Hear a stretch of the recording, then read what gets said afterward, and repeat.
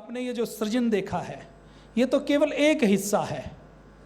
पूज्य स्वामी जी, पूज्य आचार्य जी संकल्प सिद्ध योगी हैं।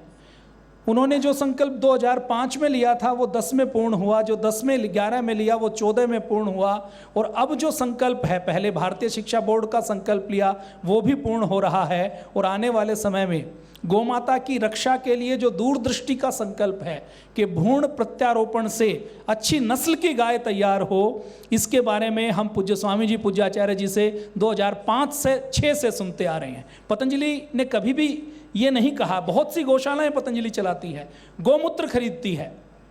बद्री गाय का महत्व, उस समय जब गौमूत्र के नाम पर कुछ भी पैक करके बेचा जाता था तो सबसे पहले उत्तरकाशी के गांवों से पलायन रोकने के लिए पूज्य आचार्य जी ने वहां के गांवों से गौमूत्र खरीदना शुरू किया कि दूध ग्रामीण पिएगा और गौमूत्र पतंजलि लेगा, और उस गौमूत्र को भी अच्छे मूल्य पर कलेक्शन करवाने का और उसको फिर उपलब्ध करवाने का काम पतंजलि योगपीठ द्वारा किया गया।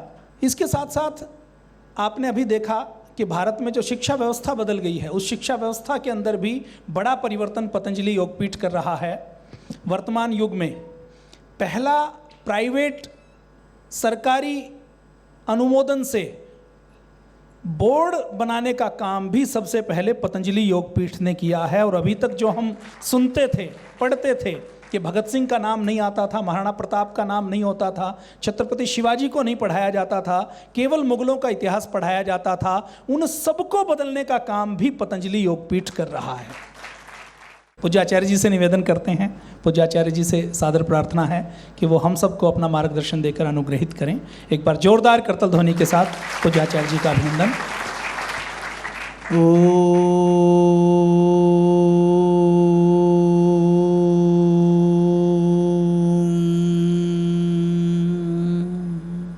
स्वस्ति पन्थामनुचरेम सूर्यचन्द्रमसा विव पुनरदधता घ्नता जानता संगमे महि।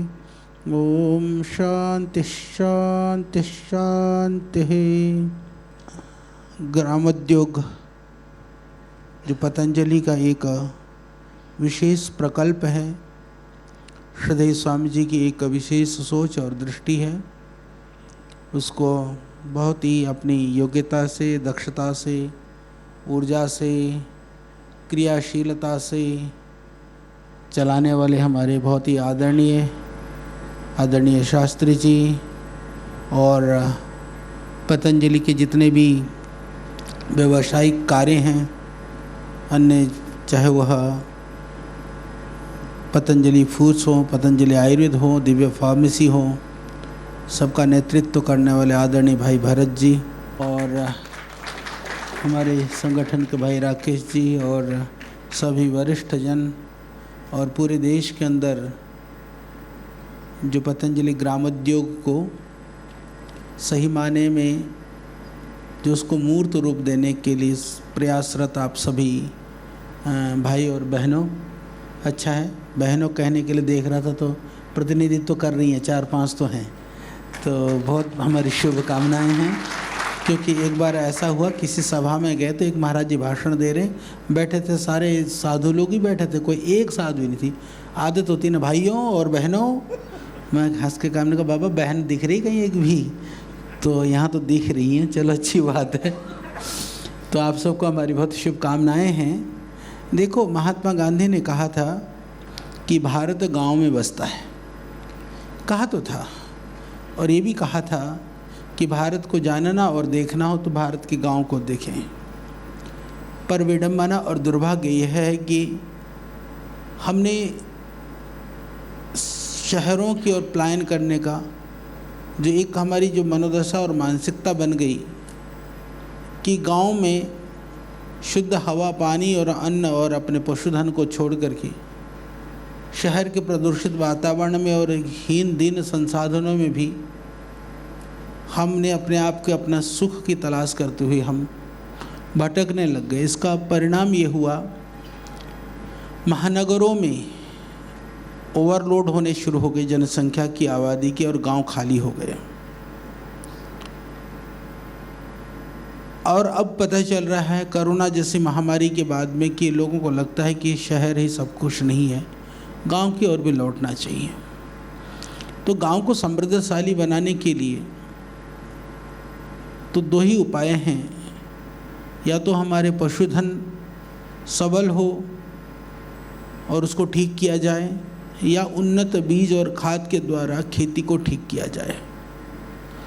तो पतंजलि इनकी ओर सोचता है, देखो ये दो माएँ जो है ना, गौ माता और धरती माता, दोनों गांव वालों पर ज़्यादा निर्भरता है, और दोनों ही ऐसे हैं कि गाय को आप क्या खिलाते हैं, क्या देते हैं, क्या करते हैं, वो आपको कभी शिकायत नहीं करती है। आप रसोई में खाना खाते हो, जब घर में भोजन बनता है, कुछ कुछ तो बहुत ज़्यादा ही खड़ूस होते हैं कि थोड़ी मिर्ची ज़्यादा हो गई, नमक कुछ ज़्यादा कम ज़्यादा हो गया, तो सर आसमान पे उठा लेते हैं। और बाकी सर आसमान पे ना उठाने वाले भी थोड़े बहुत हल्ला गुल्ला तो मचा ही लेते हैं कि ये बेस्वादा है, इसमें स्वाद नहीं है, इसमें ये नहीं है। और आपके लिए बहुत सारे वैरायटी भी चाहिए होती कि आज ये खाएं तो कल वो खाएं तो, पर वो पशुओं के लिए ऐसे ना कोई चॉइस है, ना बेचारा वो कोई आपको आकर के कुछ कहता है।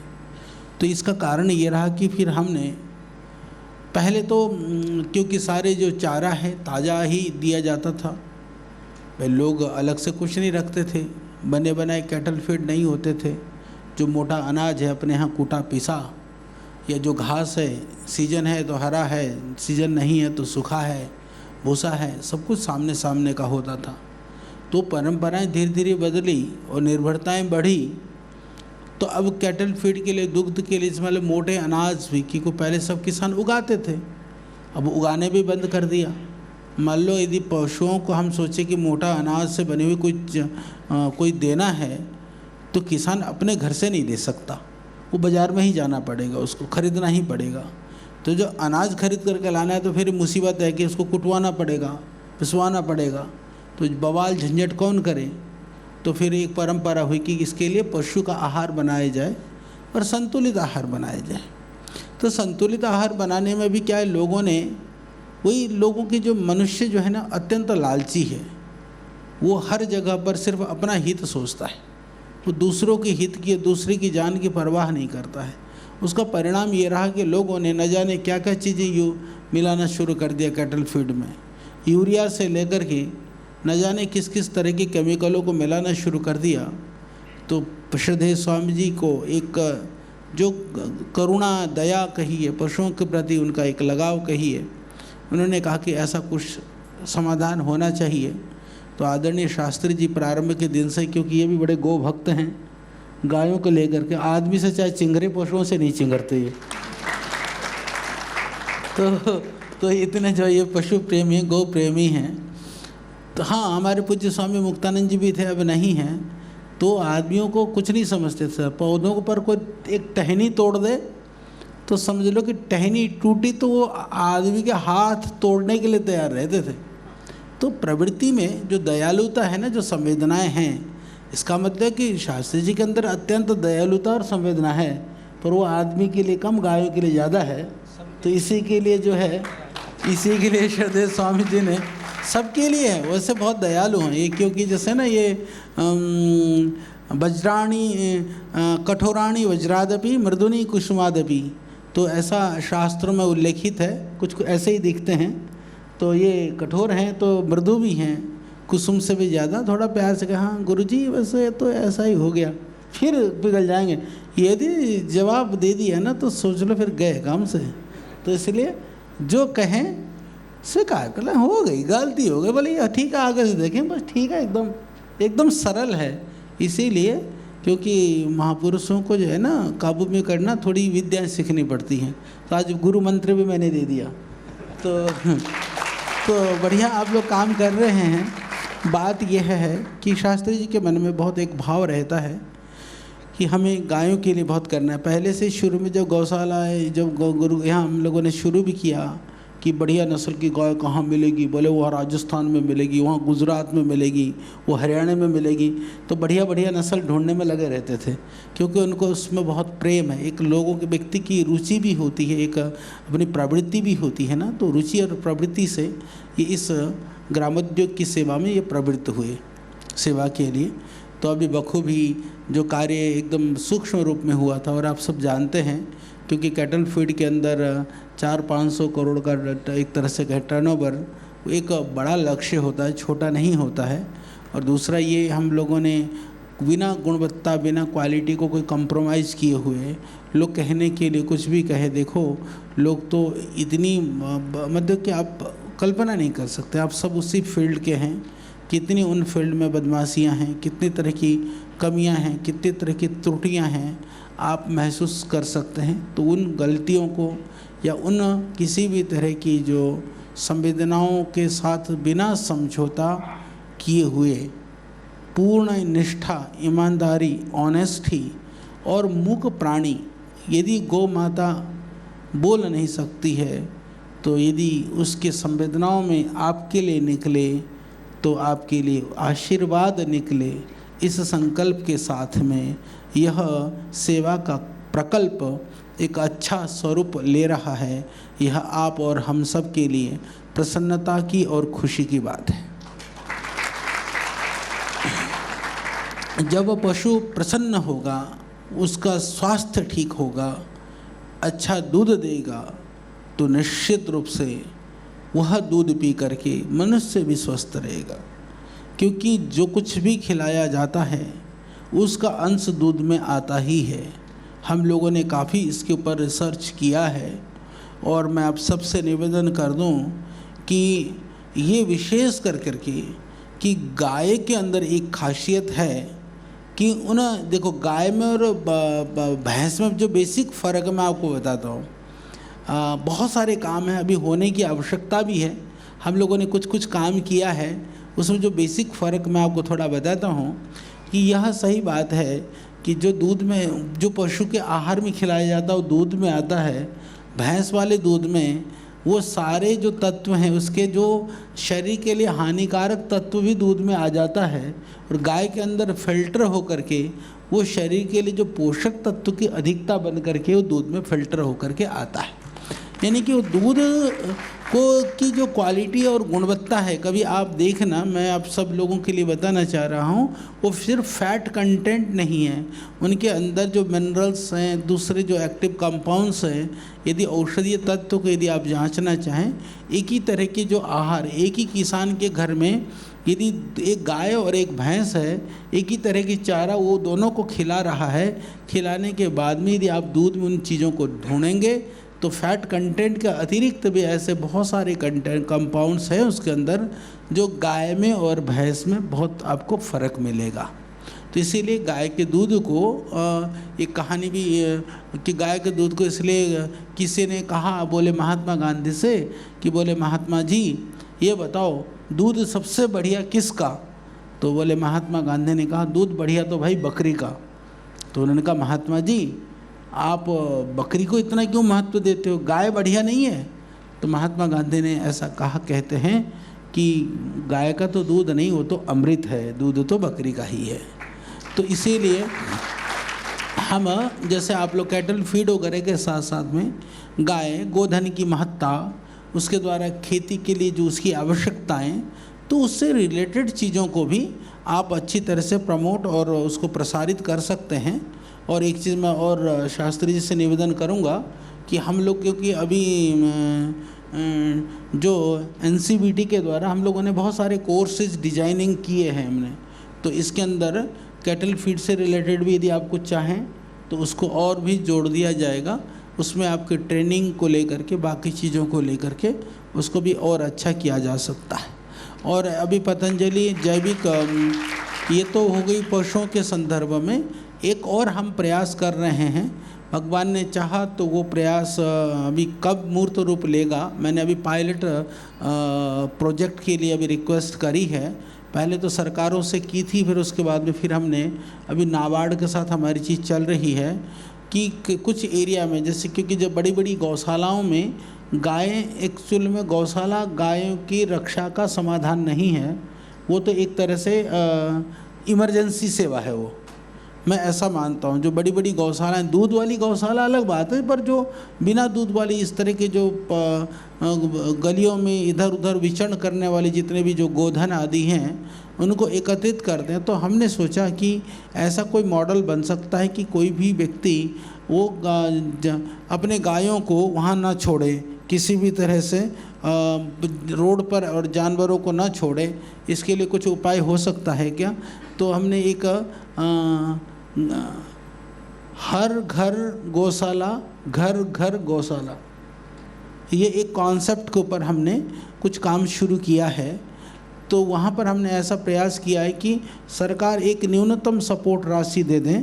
जिसके पास 1 या 2 गाय हैं तो एक राशि, 3 हैं तो एक थोड़ी सी राशि, 4 है तो थोड़ा, 5 या ज़्यादा, तो इस तरह से हमने 3-4 ढंग से उसको एक अमाउंट को निश्चित कर लें और उसको हम जियो टैगिंग, जियो फेंसिंग करें।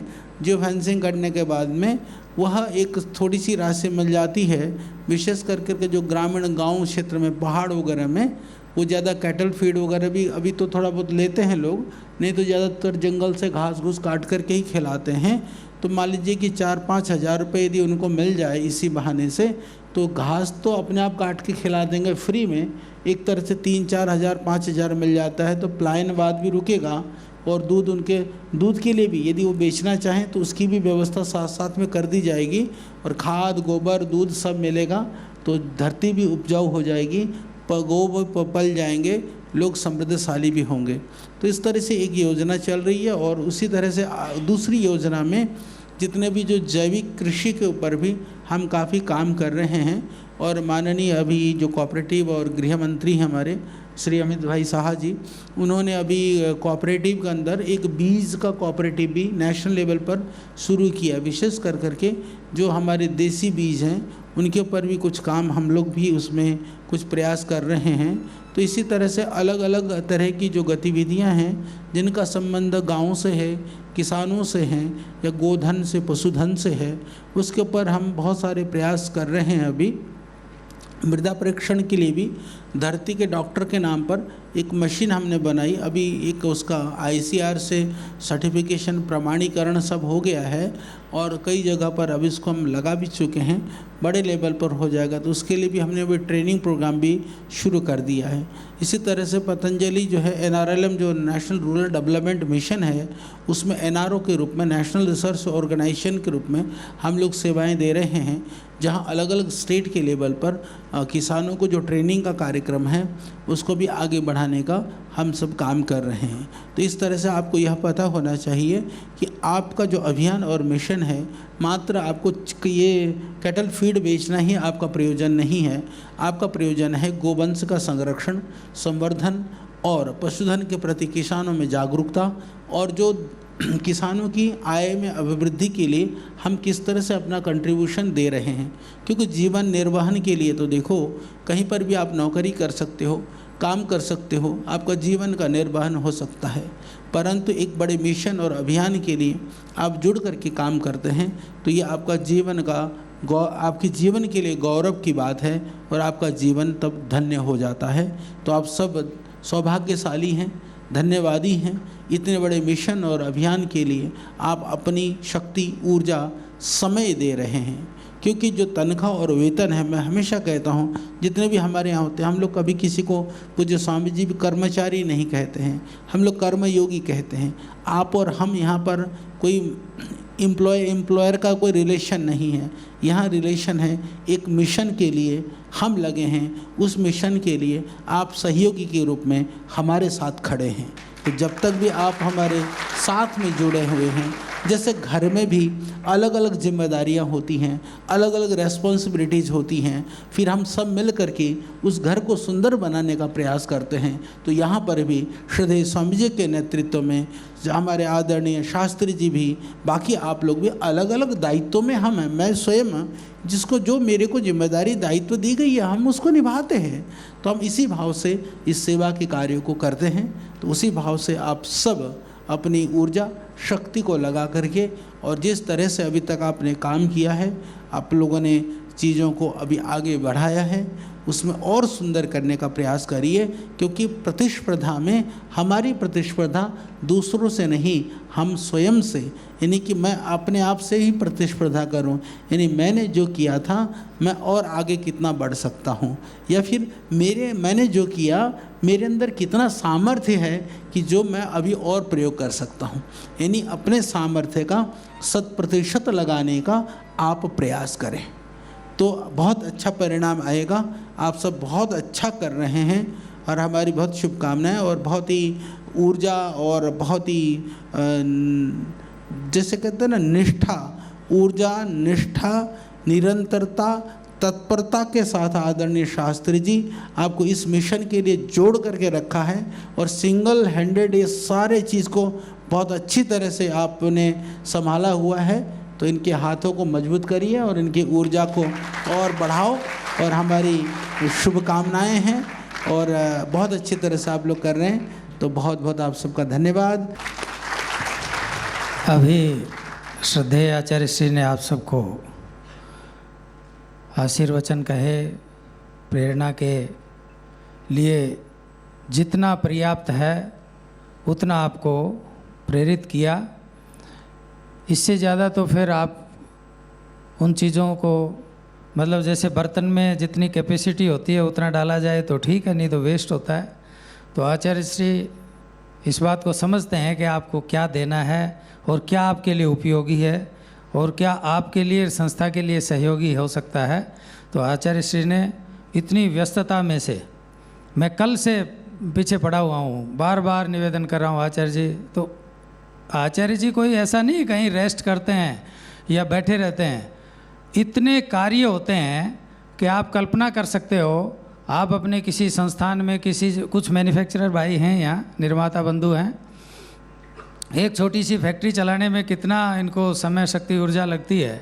तो आचार्य श्री का, श्रद्धेय स्वामी जी महाराज का ये इतना बड़ा परिवार है कि किस किस तरह के कार्य रहते हैं, फिर भी ये इतनी कृपा, इतना प्रेम और आप लोगों के प्रति एक अपनापन। मैं यही बात कल से कह रहा था कि आप इतने बड़े परिवार और इतने बड़े महापुरुषों के सानिध्य में हैं, 150 करोड़ जनता में से आप बहुत सौभाग्यशाली हैं, और आपका सौभाग्य बना रहे इसके लिए आचार्य श्री ने कहा कि आप इसमें निरंतरता से पुरुषार्थ करते रहें। और प्रारंभ से ही आचार्य जी की प्रेरणा से, स्वामी जी महाराज के आशीर्वाद से हम इस कार्य को कर रहे हैं, और कार्य तो अनेकों हैं। किस किस प्रकार के प्रकल्प संस्था में चल रहे हैं, उनकी आप जब प्रत्यक्ष दृष्टा होंगे तो आपको मालूम पड़ेगा। बहुत से भाई ऐसे हैं जो पहली बार आए हैं, 7-8 साल बाद में आए हैं ना, अभी 8 साल बाद में। और ये भी डेयरी के कुछ लोग हैं, और कुछ निर्माता भाई हैं, और कुछ डीलर हैं जो टॉप 10 में और 50 तक सिलेक्टेड लोगों को बुलाया है। टीम आप लोगों की बहुत बड़ी है, लेकिन उन सब का भी नंबर आएगा। आचार्य श्री का, महाराज श्री का आशीर्वाद और इनकी प्रेरणाएं मिलती रहेंगी, पर आपको पुरुषार्थ और प्रयत्न में कमी नहीं छोड़नी है। आचार्य श्री पधारे और आशीर्वाद दिया, इसलिए आचार्य जी के चरणों में बार बार प्रणाम। और इसी प्रकार आचार्य जी की कृपा हम सब पर बनी रहे और आशीष मिलते रहें, और आप आगे बढ़ते रहें। पतंजलि ब्रांड, पतंजलि का नाम, फेम, उसको कहीं मतलब प्रश्न चिन्ह ना लगे, यही एक निवेदन है आप सभी से। तो आप आचार्य श्री की प्रेरणा से और स्वामी जी के आशीर्वाद से आगे बढ़ते रहें। इन्हीं भावों के साथ आचार्य जी को पुनः पुनः प्रणाम और निवेदन कि आगे भी इसी प्रकार कृपा बनाए रखें।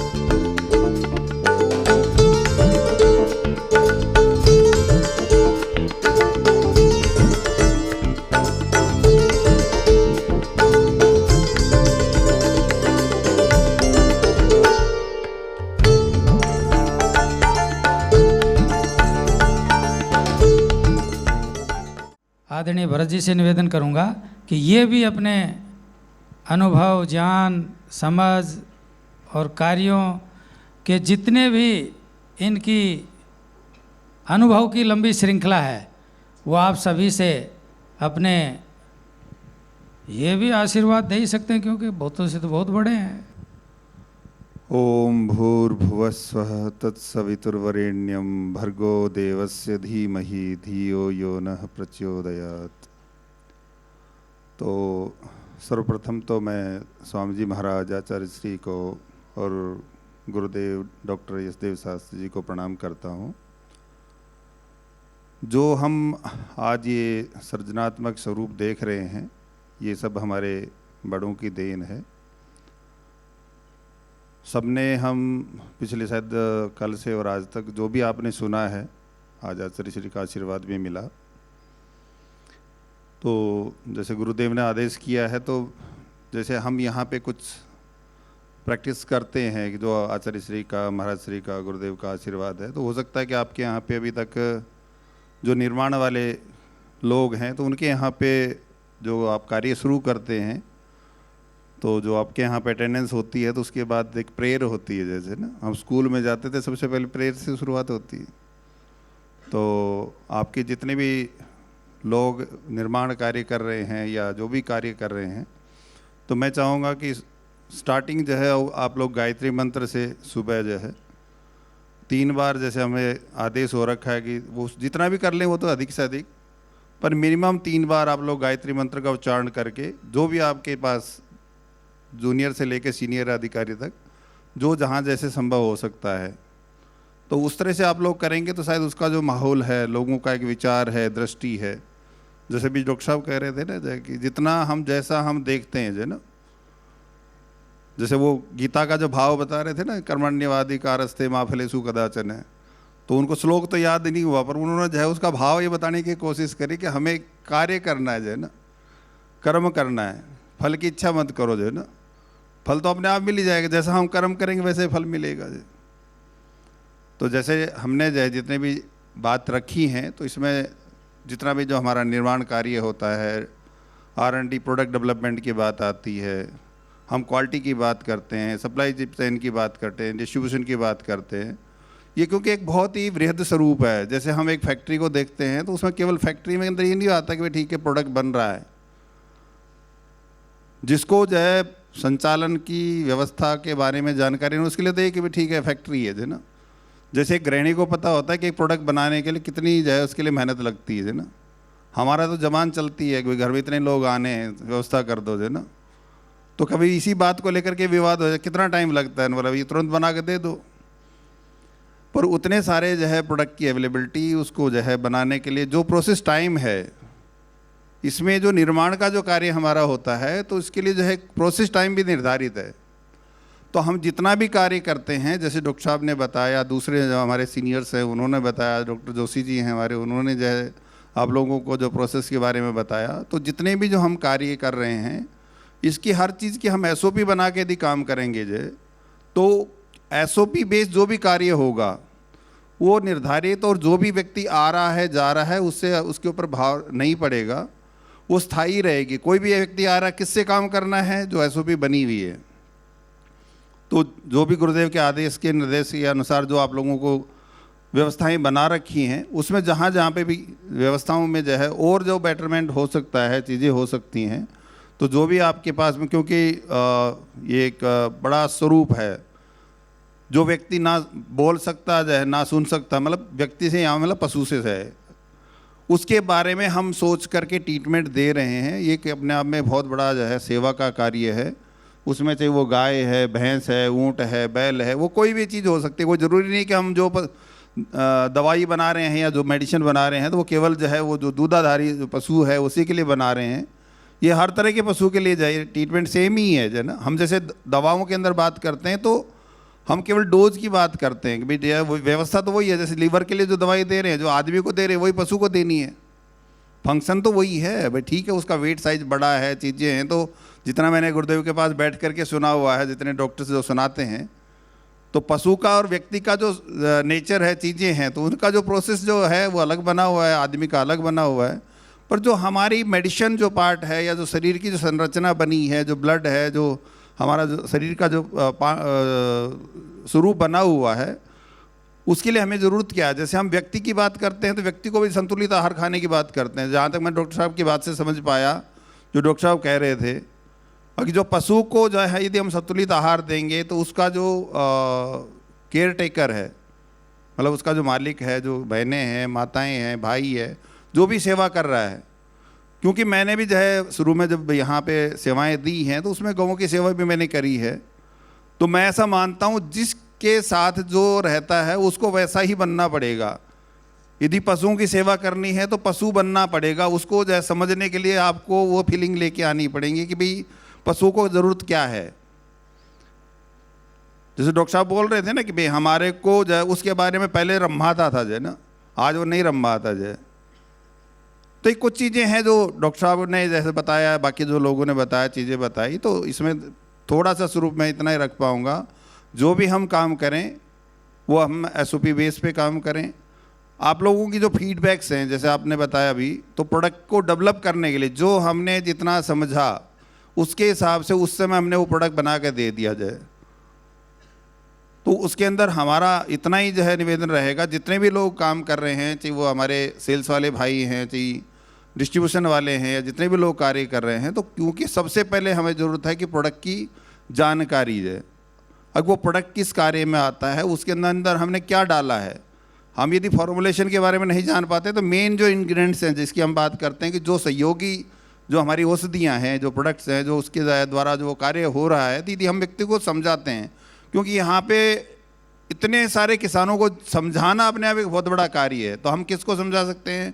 जो हमारा जो है डिस्ट्रीब्यूटर है, जो हमारा जो प्रोडक्ट बेच रहा है, हम जो क्लिनिक वाले जो पार्ट तक हम केवल अपनी बात को रख सकते हैं और उससे फिर वो किसान तक पहुँच सकती है। जैसे डॉक्टर साहब ने बताया कि एक पर्ची मैंने बनाई, जैसे आजकल तो हर चीज़ की जो है पर्ची बनती है ना, जो हलवाई भी जो है जब पर्ची बना के देता है कि सामान किसका लेना है। तो आजकल सेल्स का एक नया जो पैटर्न शुरू हो गया कि जो भी व्यक्ति जिस सामान को लिखता है तो इसका मतलब उसकी गुणवत्ता ज़्यादा है, ऐसा 100% सही नहीं है। जैसे डॉक्टर ने बताया था कि उसमें कमीशन आधारित भी कुछ चीज़ें हैं जो व्यक्ति को समय समय के साथ में मिलती रहती हैं। तो ये कि पूरा जो सेल्स का, डिस्ट्रीब्यूशन का संरचनात्मक स्वरूप जो बना हुआ है, उसको देखते हुए अब पतंजलि का, क्योंकि मूल में जो सेवा है, यहाँ पे धन अर्जन करना नहीं है, ऐसा हम मान करके कार्य कर रहे हैं। और उसमें क्योंकि आप देखेंगे तो जो हमारे प्रोडक्ट की जो MRP है और जो हम मार्जिन देते हैं, क्योंकि उसका जो मूल कारण एक ही है कि जब आप MRP ज़्यादा रखोगे तो आपको मार्जिन ज़्यादा मिलेगा, आपको डिस्काउंट देने के लिए भी मिल जाएगा उसके अंदर। पर हम एक आता है कि इंफ्लूएंट जो है MRP, और जिसके अंदर हम MRP तो कुछ रख रहे हैं, डिस्ट्रीब्यूटर को प्राइस कुछ दे रहे हैं जो है ना, उसके अंदर मार्जिन जो निर्धारण है वो कुछ और है जो है ना। पर यहाँ पे MRP रखने का, कम करने का मतलब ये कि उससे ज़्यादा कोई बेच नहीं सकता, क्योंकि हर व्यक्ति को दिखाई देता है जो भी प्रोडक्ट हम परचेज करते हैं, चीज़ें करते हैं।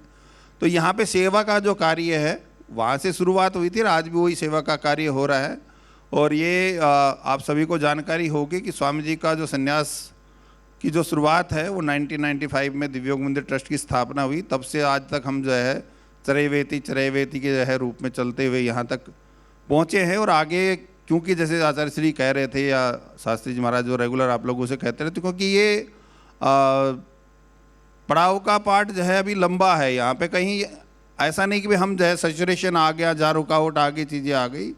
तो जो है ये अलग अलग तरह की, भिन्न भिन्न तरह की जो हमारे पास सेवाएं हैं, दिव्य फार्मेसी है, पतंजलि आयुर्वेद है, ग्रामोद्योग है, कैटल फीड के साथ साथ में जो है अपना जो हम पानी का जो कार्य भी जो कर रहे हैं वो भी है, गोनाइल भी है, और दूसरे जो प्रोडक्ट्स हैं जैसे जो है अभी राजीव जी हमारे हैं, जो कलोरोमा जो पार्ट है हमारा, तो जितना भी एक्सट्रैक्शन है हम लोगों ने समय समय के साथ में टेक्नोलॉजी बेस पे जो है हम लोगों ने बहुत ज़्यादा कार्य किया है कि कौन सा प्रोडक्ट को किस तरह से हम जो है रिएक्शन करेंगे तो कहाँ से उसका एक्सट्रैक्शन हो सकता है। जैसे हम लोग पहले केवल जो है पतीला लेते थे, उसमें मेडिसिन डाल देते थे, उबाल देते, एक्सट्रैक्शन हो गया, निकाल करके उसको गाढ़ा करके यूज़ कर लेते थे। पर क्योंकि जब हमने समझा कि इसके अंदर जो है वाटर सोल्यूबल अलग है, अल्कोहल सोल्यूबिलिटी अलग है, तो उसको जो यहाँ पे अब आज के दिन हम क्या करते हैं कि जो चीज़ वाटर से मल्टी है वहाँ से वाटर से करते हैं, जहाँ अल्कोहल से वहाँ अल्कोहल से करते हैं जो है। तो क्या है कि इससे हमारी जो मेडिसिन की जो प्रॉपर्टी है वो बढ़ जाती है और उसमें जो हमारे जो रिजल्ट्स हैं वो मल्टीपल हो जाते हैं। तो जितने भी जो हम आज जो है कार्य कर रहे हैं, जैसे आप लोगों को जो समय समय के साथ में जो है गुरुदेव के बारे में जब जब बातें आती हैं, जो गुरुदेव का जो है नाम आता है, तो आप लोगों को बड़ी हंसी आती है। वो हंसी में एक रहस्य छुपा हुआ है, पर ये जो स्वरूप है जो बना हुआ है जो है ना, जैसे गुरुदेव कहते हैं या जैसे आप सभी लोग कह रहे थे, डॉक्टर साहब जो भी कह रहे थे, तो गुरु जी का जो स्वरूप, जो बाह्य स्वरूप है वो उतना ही है। अगर जय गुरु जी बहुत टाइट हैं, बहुत स्ट्रिक्ट हैं, बहुत ऐसे हैं जो है ना, पर ये कोमल भी उतने ही है जय। ये शायद बहुत कम लोग जानते हैं, जो जान जाते हैं वो सुखी है, और जो नहीं जानते वो अपने आप में दुखी रहते हैं। तो आप लोग जब गुरु जी से मिलते हो तो बड़े सहज भाव से मिला करिए, मत सोचा करो गुरु जी बहुत जो है मतलब डांटते हैं या उनके पास जाएंगे तो डांट पड़ेगी जो है ना। तो मैं ऐसा मानता हूँ कि कोई भी व्यक्ति जो है, किसी भी व्यक्ति का जो स्वरूप है वो स्वरूप वैसा ही रहेंगे। हम ये सोच के चले कि हम उनको कह करके, बता करके, समझा करके उनका जो स्वरूप है या वाणी है, जो व्यवहार है वो हम चेंज कर सकते हैं, क्योंकि ये सत्य है। चाहे परिवार है, फैमिली है, पति है, पत्नी है, बच्चे है, कोई भी व्यक्ति है। इसलिए जो हम ये कहना चाह रहे थे कि जितने भी जो हम कार्य कर रहे हैं, जिसका जो दायित्व है, चाहे निर्माण का हो, चाहे प्रोडक्शन का हो, चाहे सेल्स का हो, चाहे डेवलपमेंट का हो या प्रोक्योरमेंट का हो, इसमें प्रोक्योरमेंट वाले पार्ट पे भी थोड़ा सा जो है जितना मैंने अनुभव लिया है या जितना समझा है, तो क्योंकि हमें समय समय के साथ में, क्योंकि इतना बड़ा प्रोडक्शन है, कई हज़ार टन हम जो प्रोडक्शन करते हैं, तो उसके लिए अलग अलग तरह के हमें प्रोडक्ट्स इकट्ठे करने पड़ते हैं। और उसमें समय की स्थिति के साथ में, क्योंकि आज बहुत कमोडिटी में बहुत वेरिएशन आ गया। पहले जो 2-2, 1-1 रुपये बढ़ा करते थे जो ना, आज के दिन तो एक दिन में ही जो है 2 से 5 रुपये कब बढ़ गए कब घट गए पता ही नहीं लगता। तो उससे हमारे प्रोडक्ट पे इम्पेक्ट आता है। तो मैं चाहूँगा कि आप लोग अपनी जो भी निर्माण कार्य कर रहे हैं, अपना जो प्रोक्योरमेंट है उसमें देखें कि भाई कौन से प्रोडक्ट का पिछले साल में किस तरह का रेट रहा है। तो अभी क्योंकि ये सारा टेक्नोलॉजी बेस हो गया सिस्टम जो है ना, अब हर चीज़ की जो है रिपोर्ट्स तैयार होने लगी, कितना प्रोडक्शन हो रहा है, कितना जो है हमारा कंजम्पशन हो रहा है, कितना पिछला जो कैरी फॉरवर्ड है स्टॉक जो है, कोई भी XYZ चीज़ जो है, हमारा गेहूँ है या मक्का है, चना है या ग्वार है या XYZ कोई भी प्रोडक्ट है। अब जैसे आज के दिन जो है सबसे ज़्यादा जो इम्पेक्ट जो आ रहा है, जब से जो सोलवेंट एक्सट्रैक्शन का जो पार्ट चला है, ये जो पेट्रोलियम जो है, हम जो इथेनॉल का जो पार्ट है, तो इथेनॉल का जो वेस्ट है वो अपने आप में एक बहुत बड़ी प्रॉब्लम भी बन रहा है। और प्रॉब्लम के साथ साथ में वो कैटल फीड के लिए हो सकता है कि आगे जो फ्यूचर में अभी तक कितना क्या डेवलपमेंट हुआ, चीज़ें हुई, क्योंकि उसके कुछ नेगेटिव बताते हैं, कुछ पॉजिटिव बताते हैं, पर अपने आप में एक बहुत बड़ा जो है वो जो पहले हम लोग यूज़ करते थे, जो है खल यूज़ करते थे, या जो है अपना सोया का जो है DOC यूज़ करते थे, या कपास का यूज़ करते थे, XYZ जो भी प्रोडक्ट हम यूज़ करते थे, तो उसके अंदर जो हम कहना ये चाह रहा था कि जितना हमारा प्रोडक्शन हो रहा है जिस भी प्रोडक्ट का, चाहे वो गेहूँ है, चना है, जो है बाजरा है, मक्का है। अब पहले कभी हमने सोचा ही नहीं था बाजरा भी कभी जो है वो गेहूँ के भाव में बिकेगा जो है ना। आज वो मिलेट्स के रूप में ऐसा नाम हो गया कि वो मिलेट्स तो मिलेट्स ही हो गए, बाकी जो चीज़ें थी तो रह गई। तो जो पहले जो मोटा अनाज था जो है वो सस्ता हुआ करता था, पर आज के दिन आप देखते हैं कि उसका भी जो रेट है वो मार्केट के हिसाब से, समय समय की स्थिति के हिसाब से, डिमांड सप्लाई के हिसाब से हर चीज़ का चलता है। तो मैं ये चाह रहा था कि आप लोग जो भी प्रोक्योरमेंट कर रहे हैं अपना, तो समय के साथ में जब हमारे को ये लगता है कि अब रेट अच्छे हैं, तो उस समय हम अपनी कुछ क्वांटिटी, रिस्क मैनेजमेंट एक वर्ड आता है, हम लोग जो है यूज़ करते हैं, क्योंकि अब लिस्टेड कंपनी का चलाने का भी हम लोगों को अनुभव हुआ है कुछ टाइम से, स्वामी जी महाराज आचार्य के आशीर्वाद से। तो उसमें बहुत सारी जो चीज़ें हैं जो मैं बता रहा था, SOP बेस बना करके हम काम करते हैं। तो उससे जो चीज़ें हैं और टाइम पे उसमें मीटिंग्स करना, जो है आपस में डिस्कशन करना, चीज़ें करना, जिससे कि जो है क्या हो रहा है मार्केट में ये हमें पता लगता रहे। तो जितने भी जो कटल फील्ड निर्माता जो हमारे भाई बहन हैं, तो उसमें जो है हम लोग अपना प्रयास करें कि जितना हम स्टॉक समय के साथ में लेकर के, क्योंकि इतना बड़ा स्टॉक है तो वो एक साथ हम परचेज नहीं कर सकते हैं, पर जितना प्रयास हो सकता है कि जब हमारा प्राइस ठीक आता है उस समय हम अपना मैक्सिमम जो है कवरेज करके जो है चाहे वो पीछे हम लोग जिससे भी सप्लाई ले रहे हैं उससे कुछ कवरेज कर लें, कुछ अपने पास में स्टॉक कर लें, तो जिससे कि हमारा जो प्राइस है वो कुछ टाइम तक स्टेबल हो सके। जो है क्वालिटी कंट्रोल वाला जो पार्ट आता है, तो क्वालिटी कंट्रोल में भी जितने लोग हमारे काम कर रहे हैं, तो जैसे भी हमारा जो फीड है या फीड सप्लीमेंट्स हैं, तो उसमें जितनी भी आप लोगों के द्वारा जो फीडबैक्स आएंगे किसी भी तरह का, वो प्रोडक्ट के स्मेल के से लेकर के प्रोडक्ट की क्वालिटी से लेकर के उसके अंदर, जैसे डॉक्टर साहब कह रहे थे हमने उसमें यूरिया फ्री लिखवा दिया ना, तो वो क्या अपराध हो गया? पर ऐसा नहीं है, क्योंकि लोगों को पता ही नहीं था कि उसमें दूसरे लोग यूरिया डालते हैं। उनको ये कि पता है कि ठीक है दूध उत्पादन किससे बढ़ रहा है ना, पर उससे जो नेगेटिव प्रभाव हैं, तो क्योंकि ये जैसे डॉक्टर साहब बता रहे थे, अब उसमें ये एक या गुरुदेव कह रहे थे कि ये कुछ टाइम का डिस्कशन नहीं है, रेगुलर डिस्कशन है ना। जितना हम लोग आपस में वार्तालाप करेंगे, चीज़ें करेंगे और कंपटीशन बेंचमार्किंग को लेकर के रेगुलरली हम प्रैक्टिस करते रहेंगे, तो जहाँ पे हम पहुँचे हैं इससे आगे पहुँचने में हमारे को और सहायता मिलेगी।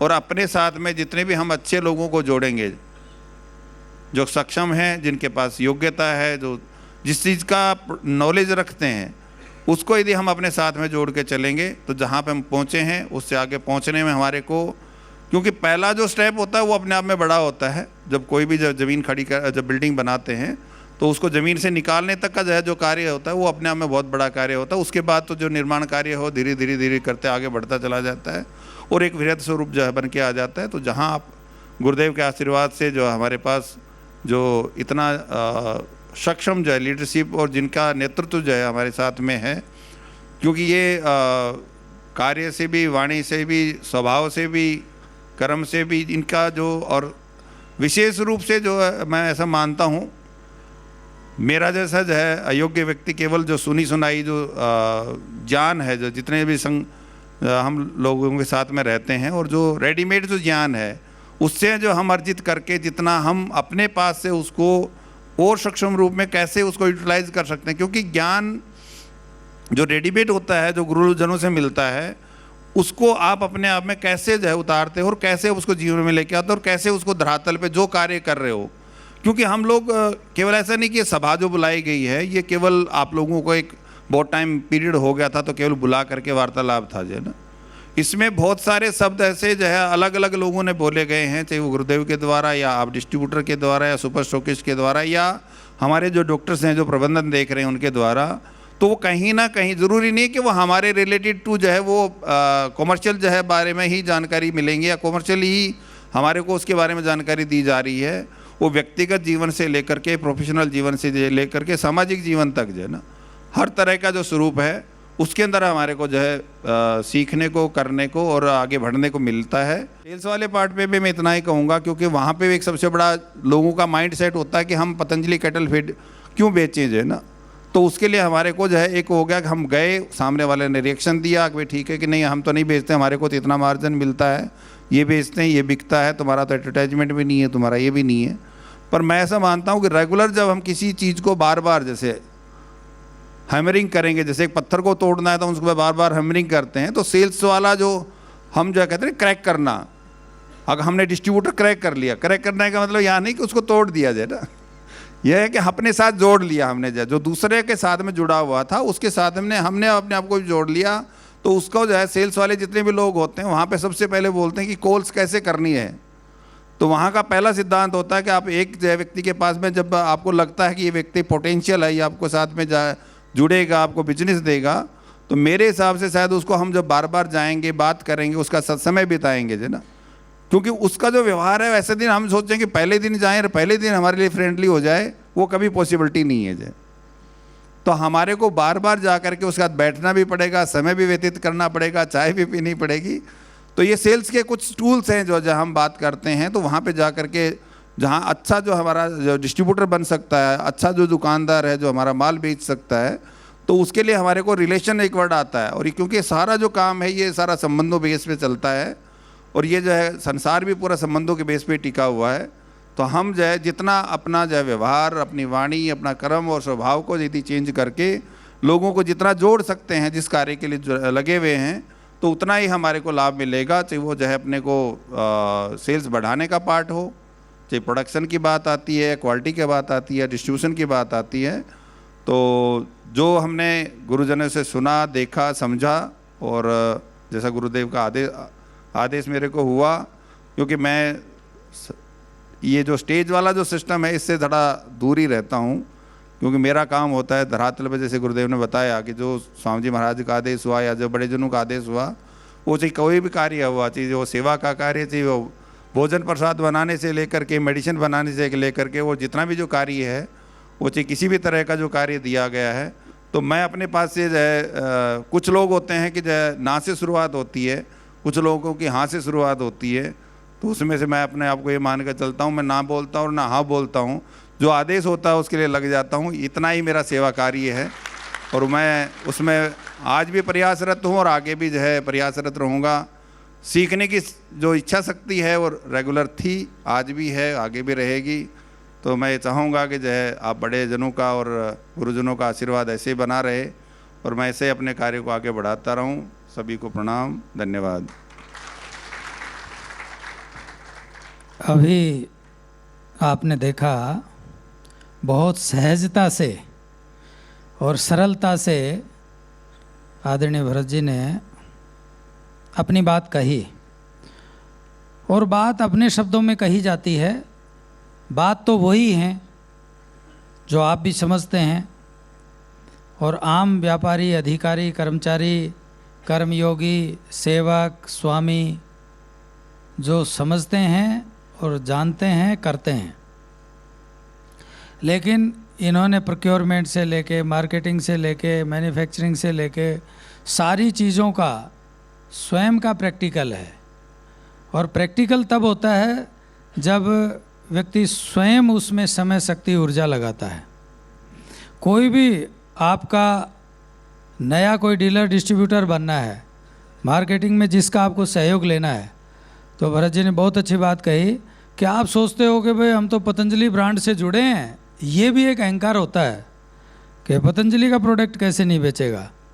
अरे भाई, पतंजलि का प्रोडक्ट हजारों करोड़ का बिक रहा है, लेकिन आपका व्यवहार महत्वपूर्ण है, आपका स्वयं का उसके प्रति क्या संवेदना है, कितना अटैचमेंट है, वो काम करेगा। जब तक किसी व्यक्ति के पास पॉलिटिकल आदमी हो, चाहे सोशल व्यक्ति हो, चाहे बिजनेसमैन हो, जाके बैठेगा नहीं, उसके साथ कनेक्ट नहीं होगा, वो आपसे जुड़े या ना जुड़े। लेकिन भरत जी का संकेत ये था कि आप उसके साथ जुड़ जाओ। वो उपेक्षा भी करेगा, कुछ हल्के शब्द भी बोल सकता है, नेग्लिजेंसी भी दिखा सकता है, लेकिन वो जुड़े ना जुड़े, आप उसके साथ कनेक्ट हो जाओ और बार बार उसके पास जाओ, तो पुनः पुनः प्रयास से 100% रिजल्ट आएगा। एक व्यक्ति मेरे को अपना अनुभव सुनाने लगा, गुरुजी मैं तो कुछ मार्केटिंग जानता नहीं था, लेकिन मैंने 5-7 लोगों से पूछा कि कौन कौन आदमी ये फीड ज़्यादा बेचता है, वो किस कंपनी के बेचता है, इससे कोई सरोकार नहीं है। तो बोला कि मैं जाने लगा, और वो बात ही ना सुनने, मेरे को बैठने के लिए नहीं बोले, चाय की तो बात ही छोड़ो। कहा ठीक है, हमने पहले करके देखा था पतंजलि का काम, और ठीक है आप जाओ। तो बोला फिर मैं खड़ा रहता, फिर वो ज़्यादा गुस्सा होता तो मैं वापस चला जाता। और बोला मैं 10 दिन लगातार उसके यहाँ गया। 11वें दिन बोला कि तू चाहता क्या है? तो बोला मैं ये चाहता हूँ कि आप पतंजलि का प्रोडक्ट रखो। तो बोले चलो फिर ऑर्डर लिखो। तो उसने 50 टन का ऑर्डर एक साथ में दिया, और वो इस समय सबसे बड़ा डीलर है, लेकिन नाम मैं इसलिए नहीं बताना चाहता। सबसे बड़ा मतलब उस क्षेत्र में, राजस्थान की बात है। वो व्यक्ति इतना नेग्लेक्ट करते हुए आज पतंजलि का दीवाना है। और वो जो बिल्कुल प्रोफेशनल आदमी नहीं था, कोई सेल्समैन का एक्सपीरियंस नहीं था, फ्रेशर जो प्रोविजन पीरियड पे था, उस बच्चे ने मुझे ये बात बताई। और ये प्रैक्टिकल बात है जो भरत जी ने कहा, तो ये प्रमाणित होता है कि वो जुड़े ना जुड़े आपसे कोई व्यक्ति, आप उससे जुड़ जाओ तो उसको जुड़ना ही पड़ेगा। रसरी आवत जात है सिल पर परत निशान। रस्सी कितनी कोमल होती है और पत्थर कितना कठोर होता है, बार बार आवागमन से पत्थर पर भी निशान आता है, तो रिजल्ट है ये, कर्म का फल है ये। तो आदरणीय भरत जी ने आपको ये सब बातें अपने अनुभव से शेयर की। और देखो पतंजलि संस्थान में जो वरिष्ठ हैं उन सब का आपको आशीर्वाद, प्रेरणा, सद्भावना, सौहार्द सब कुछ मिल गया है। अब आपको एक अलग तरह की ऊर्जा, एनर्जी से काम करना है और अपने साथी, सहयोगी जो भी आपकी टीम में आपके साथ लगे हैं, वो छोटा बड़ा कोई नहीं होता। एक बिच्छुओं की लाइन जा रही थी तो किसी ने पूछा कि भाई तुम में प्रधान कौन है, मुखिया कौन है? तो अब उत्तर क्या हो सकता है इसका? कोई मोटा बड़े साइज का बिच्छू ही प्रधान होगा? ऐसा उत्तर नहीं था। एक बिच्छू ने उत्तर दिया, यहाँ तो सभी प्रधान हैं, कोई किसी को भी उंगली रख के देख लो, वो ही बताएगा कि मैं प्रधान हूँ। तो आप सभी मुखिया हैं, मुख्य हैं, प्रधान हैं, श्रेष्ठ हैं, ज्येष्ठ हैं, बड़े हैं। प्रधानी के चक्कर में, बड़े छोटे के चक्कर में दिक्कत में आ जाता है व्यक्ति।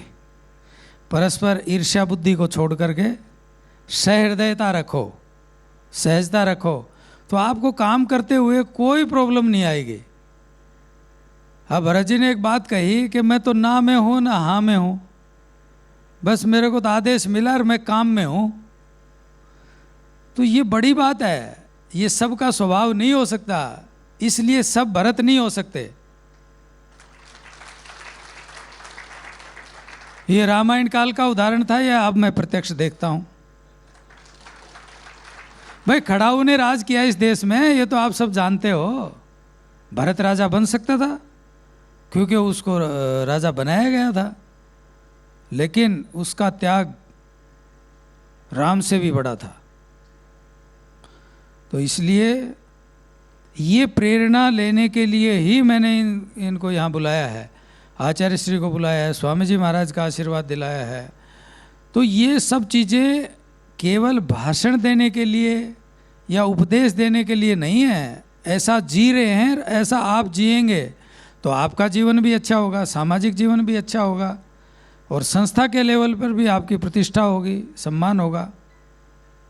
बड़े बुजुर्गों ने कहा है, चाम प्यारी नहीं होती, काम प्यारा होता है।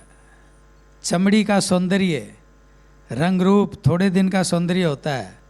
कर्मशील व्यक्ति कहीं भी अप्रिय नहीं होता। शारीरिक सुंदरता वो महत्वपूर्ण नहीं रहे। शारीरिक सौंदर्य होना चाहिए, अच्छी बात है, साफ सुथरा होना चाहिए, शुचिता से रहना चाहिए, लेकिन उससे ज़्यादा महत्वपूर्ण है आपकी मन की सुंदरता, आपके कर्म की, आपके कार्यों की सुंदरता और निरंतरता बनी रहे। यही आज भरत जी ने आप लोगों को कहा है, और सब चीज़ों को, सब विषयों को इन्होंने अपने कम समय में और कम शब्दों में बड़ी सहजता से कहा है। और जिसका स्वयं का आचरण ऐसा होता है उसकी वाणी व्यवहार का बहुत प्रभाव आता है। तो आप सबके जीवन में अच्छा हो और मंगल हो, और आप अच्छे से जहाँ हैं, जिस दायित्व में हो, उस कार्य को अच्छे से करेंगे तो निश्चित रूप से इस समाज का, इस राष्ट्र का, इस देश का उन्नति का मार्ग प्रशस्त होगा, उसको कोई नहीं रोक पाएगा। और स्वयं जब आप लग जाएंगे तो आपके पीछे श्रृंखला तैयार होगी, और इस पतंजलि परिवार में तो एक से एक प्रतिभावान व्यक्तित्व हैं, और जुड़ते रहेंगे और ये बड़ा होता चला जाएगा। और मानवता का कल्याण, ये सेवा यज्ञ है, ये स्वामी जी का, आचार्य श्री का, महापुरुषों का, संतों का, पूर्वजों का, बुजुर्गों का ये संकल्प रहा है। परम पूज्य स्वामी जी अपने नाम से बना सकते थे, अपने माता पिता के नाम से बना सकते थे कोई भी संस्थान, कोई भी ट्रस्ट, लेकिन आप कभी विचार करना, व्यक्ति अपनी महत्वाकांक्षा के लिए जीता है। पतंजलि ऋषि को यदि जिंदा किया है तो परम पूज्य स्वामी जी महाराज ने किया है। ये पतंजलि योगपीठ, वाल्मीकि धर्मशाला, ये सब चीज़ें व्यक्ति अपनी महत्वाकांक्षा के लिए पुरुषार्थ करता है, प्रयास करता है, लेकिन पतंजलि ऋषि के नाम से, पतंजलि ऋषि हो गए, योग दर्शन लिख दिया, योग का मार्ग बता दिया, अष्टांग योग सिखा दिया, लेकिन वो किताबों में और लाइब्रेरियों की शोभा में रह गए, जन जन तक और हर व्यक्ति की जुबान पर यदि पतंजलि नाम आया तो वो श्रेय, वो क्रेडिट ऋषियों के गौरव को बढ़ाने का परम पूज्य स्वामी जी महाराज ने किया है, क्योंकि वो स्वयं ऋषि कोटि में हैं। तो ऋषियों का सम्मान ऋषि बढ़ाएं और ऋषियों के माध्यम से हम सब का सम्मान बढ़े, ये हमारे लिए बहुत गौरव और गर्व की बात है। हम इस परिवार के, इस संस्था के सदस्य हैं। आपके अंदर ये गौरव का भाव सदा बना रहे। इन्हीं भावों के साथ आपका बहुत बहुत धन्यवाद।